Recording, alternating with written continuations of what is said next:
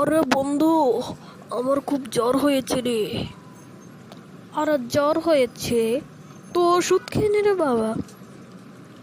আরে বন্ধু, ওটা তো ঠিক আছে, কিন্তু আমার তো জ্বর লাগছে।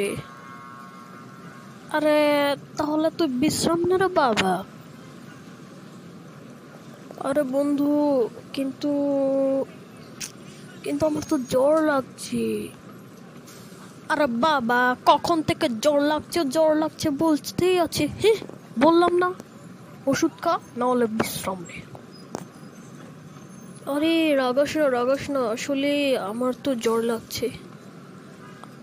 আরে গাধার বাচ্চা, ঘোড়ার ডিম, ইঁদুরের বাচ্চা। হ্যাঁ, বললাম না। হ্যাঁ, তুই জ্বর লাগছে তাহলে তুই মরে যা। হ্যাঁ, তাহলে দেখবি তোর জ্বর চলে গেছে। হ্যাঁ।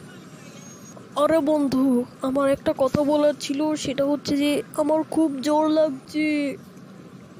আরে ইঁদুরের বাচ্চা, বললাম না জ্বর লাগছে, তুই এখান থেকে চলে যা, নাহলে তোকে লাথি মারে মারে পাঠাবো।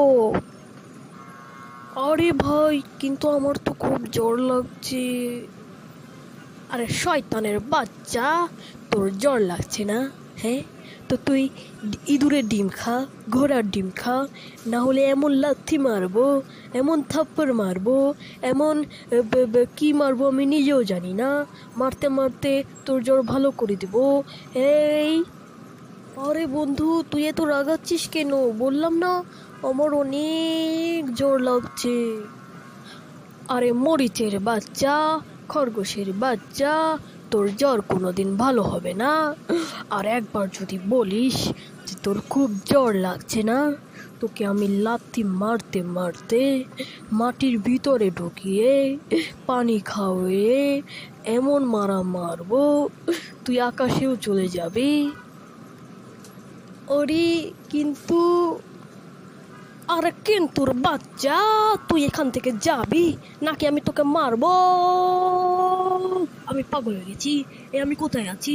আমাকে হাসপাতালে নিয়ে যা, আমাকে ঘরে নিয়ে যা রে, আমাকে পাগল করে দিল রে, আমি পাগল হয়ে গেলাম।